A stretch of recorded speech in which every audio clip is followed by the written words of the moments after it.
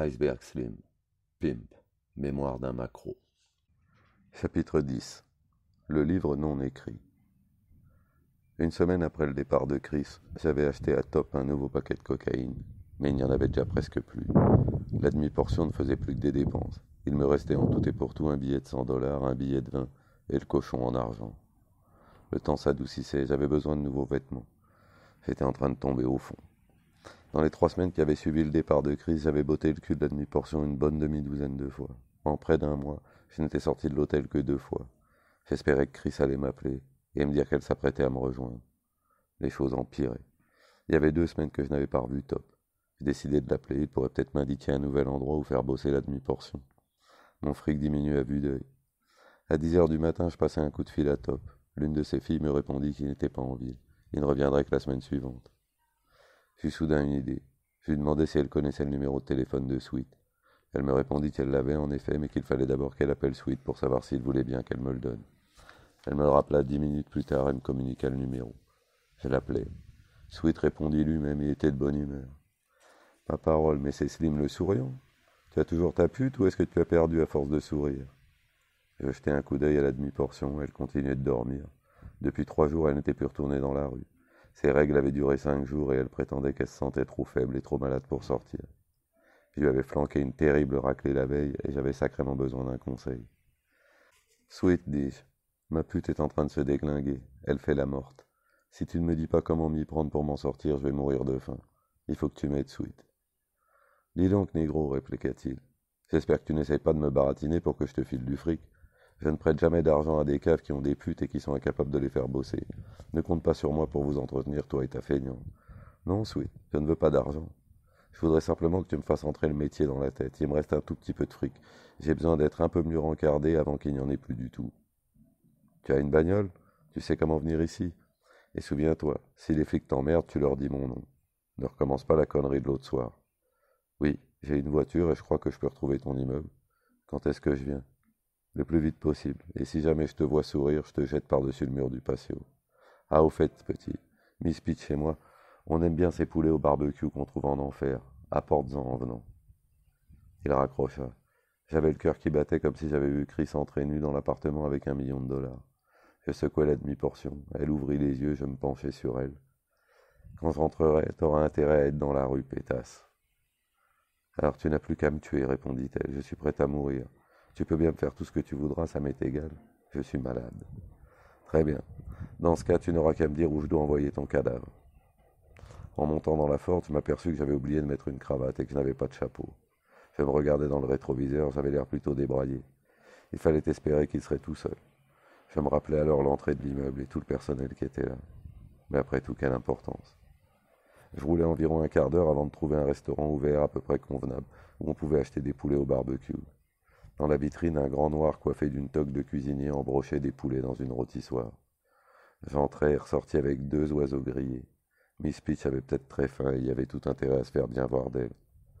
Après m'être trompé de chemin plusieurs fois, je finis par retrouver l'immeuble de Sweet. Je garai la Ford le long du trottoir, presque à l'endroit où Satan m'avait malmené un mois auparavant. Un jeune blanc en uniforme à galons était en faction devant l'immeuble. Sweet le croisait et faisait ce qu'il pouvait pour essayer de renverser l'ordre social. J'allais m'annoncer au bureau de la réception. J'avais l'impression d'être un clochard pendant que j'attendais l'autorisation de monter. J'entrai dans l'ascenseur. Ce n'était pas la même fille qui tenait les commandes. Ses narines frémirent en sentant le fumet épicé du poulet. Elle n'était pas aussi belle que sa collègue à l'odeur bien affirmée. Celle-là ne cherchait pas à faire de publicité à son pubis, peut-être parce qu'elle n'était pas très demandée. Je sortis de l'ascenseur. L'aimable serpent à la peau sombre n'était pas là pour s'occuper de moi. C'était sans doute son jour de congé. Il y avait tout à parier qu'il était au lit quelque part en compagnie d'une belle blonde d'1,80 m. Elle devait d'ailleurs ressembler à cette autre blonde qui se dirigeait vers l'ascenseur. C'était Mimi. Elle me dévisagea de ses yeux verts, aussi froids qu'un lac gelé, et passa devant moi. Avec son étole de zibeline sur les épaules, elle avait l'air d'une de ces extravagantes pâtisseries à la française. Je me demandais comment j'avais pu être à la fois assez stupide et courageux pour refuser de m'envoyer en l'air avec elle. Je m'avançai jusqu'à l'antre du pacha. La femme de pierre accroupie continuait de s'épancher. Sweet était assis sur le canapé. Miss Peach, allongée à côté de lui, fut la première à me voir. Elle franchit le tapis d'un bond, et je sentis ses dents me frôler lorsqu'elle m'arracha des mains le sac qui contenait les poulets. Elle retourna auprès de son maître et jeta le sac sur la table basse, recouverte d'albâtre, devant le canapé. Sweet me regarda. Je crispai les traits de mon visage en un masque solennel et sinistre, puis je descendis les marches et m'avançai vers lui. Il portait pour seul vêtement un short à pois. À la lumière du jour, je remarquai que la femme du tableau au-dessus du canapé avait un grain de beauté. « Bonjour, Mr. Jones. J'espère que ces oiseaux sont encore chauds. Si j'en crois ta tête, petit, cette pute bidon doit vraiment t'en faire baver des ronds de chapeau. J'aime bien cette expression que tu as aujourd'hui. Tu es peut-être en train de comprendre que le métier de Mac, c'est pas fait pour les crétins qui sourient. Viens t'asseoir à côté de moi. Pendant qu'on mange les poulets, bébé et moi, tu vas me faire un topo sur toi et ta pute. Je veux savoir où et comment tu l'as dégotée. Dis-moi tout ce que tu peux te rappeler à son sujet et tout ce qui s'est passé depuis qu'elle travaille pour toi. Raconte-moi aussi ta vie en entier, en essayant de rassembler tes souvenirs les plus lointains. Tu peux commencer par ce que tu voudras, ça m'est égal. Je lui racontai d'abord ma vie, puis je lui détaillai tout ce qui s'était passé avec la demi-portion, depuis le soir où je l'avais rencontré jusqu'au moment où j'avais quitté le Blue Heaven pour venir ici. Je dus parler pendant environ 3/4 d'heure. J'allais même jusqu'à lui faire une description complète de la demi-portion. Pendant ce temps-là, Sweet et sa petite amie vorace avaient englouti les deux oiseaux, ne laissant que les os. Sweet essuya les moustaches de Miss Peach avec une serviette en papier. Elle mit alors sa tête sur les genoux de son maître en se calant contre ma cuisse. Sweet s'adossa contre le dossier du canapé et posa ses pieds nus sur la table basse. « Mon petit chéri, tu es aussi noir que moi et je t'aime beaucoup. Je sens chez toi la rage du Mac. Crois-moi, tu as de la chance que ce soit moi qui t'apprenne le métier. Alors ouvre bien tes oreilles et souviens-toi de tout ce que je vais te dire. Il y a dans ce pays des milliers de nègres qui s'imaginent qu'ils sont des Macs. Je ne prends même pas la peine de mentionner les Macs blancs, ce sont des gonzesses. Aucun d'entre eux ne respecte les règles du livre. Ils n'en ont même jamais entendu parler. S'ils étaient noirs, ils mourraient de faim. En tout, il ne doit pas y avoir plus de 6 qui connaissent le livre et qui sachent en observer les règles. Ce livre-là, tu ne le trouveras pas dans les manuels d'histoire qu'on fait lire aux blancs ou aux petits noirs bien sages.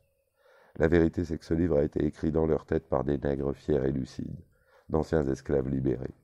Ils n'étaient pas paresseux, mais ils en avaient marre jusqu'à la nausée de cueillir le coton des blancs et de lécher leur sale cul.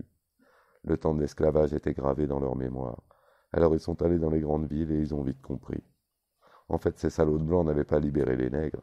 Les grandes villes ressemblaient aux plantations de coton du Sud. Les oncles Tom Serville continuaient d'accomplir les besognes les plus dures et les plus répugnantes pour le compte des blancs. Ces nègres lucides, les héros de ce temps-là, hurlaient comme des mômes en colère. Ils voyaient les blancs qui continuaient à baiser les jolis noirs comme au temps des plantations. Et les filles étaient des idiotes. Elles s'envoyaient en l'air gratuitement avec les blancs. Elles ne se rendaient pas compte de tout le fric que pouvait rapporter leur gros cul noir et voluptueux. Alors ces premiers macs noirs ont commencé à expliquer à ces idiotes qu'elles avaient une mine d'or entre les cuisses. Ils leur ont appris à tendre la main pour prendre le fric des blancs. À l'époque, les seuls nègres qui arrivaient à être des caïds dans ce pays, c'étaient les macs et les tricheurs. Ils étaient bien habillés et avaient des purs sangs. Ces macs étaient des noirs de génie. Ce sont eux qui ont écrit ce livre dans leur tête, le grand livre du Mac. Et aujourd'hui encore, s'il n'y avait pas cette armée de michetons blancs surexcités, les macs noirs crèveraient de faim. L'homme blanc a toujours été avide de baiser des négresses depuis la première fois qu'il a senti l'odeur d'une chatte noire. Les putes noires se sont mis dans la tête que la seule raison pour laquelle il les suit à la trace, c'est que les blanches n'ont pas ce qu'il faut pour satisfaire ses désirs. Mais moi, je sais qu'il a 2 autres raisons, des raisons secrètes et malsaines, des raisons que les blanches ne connaissent pas plus que les noirs. Ces idiotes de blanches ne savent même pas pourquoi les nègres sont bouclés dans des enclos bien verrouillés.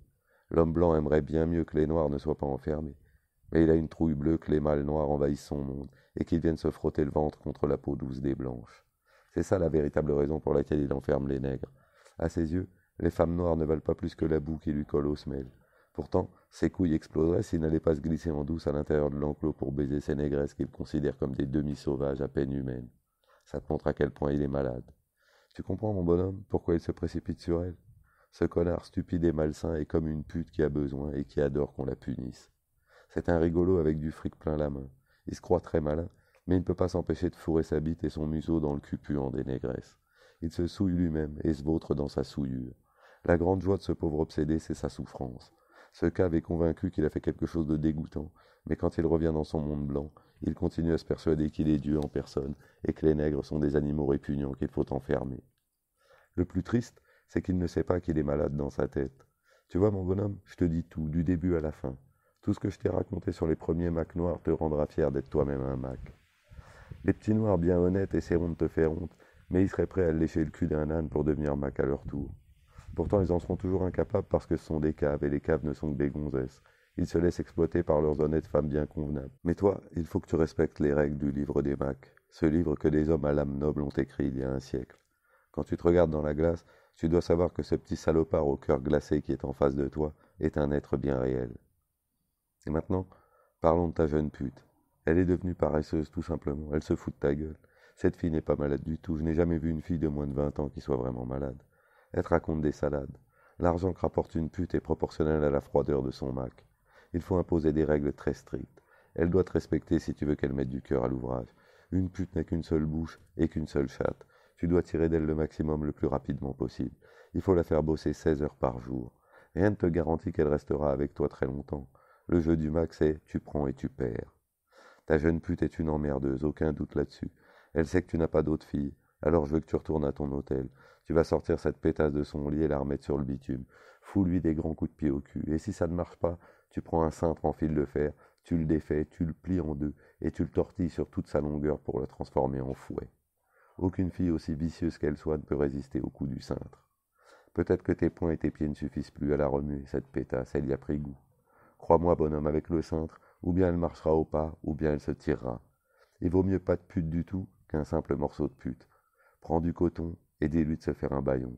Ce n'est pas parce qu'une pute saigne que le spectacle doit s'arrêter. Je vais te donner des pilules. Quand tu la sortiras du lit, tu lui en feras prendre 2, et tu lui supprimes l'herbe. Ça rend certaines putes paresseuses. Ne t'inquiète pas, petit. Si tu fais ce que je te dis et qu'elle se tire, je te donnerai une autre pute. Et ne la limite pas à un seul pâté de maison. Dis-lui d'aller où elle voudra. Lâche-lui la bride. C'est la seule façon de faire tapiner une fille. Si elle se taille, qu'est-ce que tu auras perdu? Mais si elle reste avec toi, alors tu auras une vraie pute et du vrai fric. Maintenant, retourne là-bas et fais-lui le coup du cintre. Si elle survit et qu'elle reste avec toi, tu devrais te ramasser 500 $ dans la semaine. Ensuite, tu prends ce fric et tu vas faire un tour dans une de ces petites villes à putes de la région. Tu vas à la Western Union et tu envoies ton propre fric à ton hôtel. Tu mets un quelconque nom de fille comme expéditeur. En voyant arriver ça, ta feignante va croire qu'elle a de la concurrence. Et là, tu vas voir, son cul va faire des étincelles. Elle va essayer de te rapporter plus que cette autre fille qui n'existe pas. Écoute Sweet Jones, mon bonhomme, et tu deviendras un super Mac. Ne te montre jamais amical avec tes putes, ne leur fais pas de confidence. Même si tu as 20 filles, n'oublie jamais que tes pensées doivent rester secrètes. Un bon Mac est toujours seul. Il faut que tu sois toujours une énigme, un mystère pour elle. C'est comme ça qu'on peut tenir une pute. Ne sois pas de mauvaise humeur. Dis-leur chaque jour quelque chose de nouveau, quelque chose qui leur paraisse bizarre. Tant que tu pourras faire ça, tu arriveras à les tenir.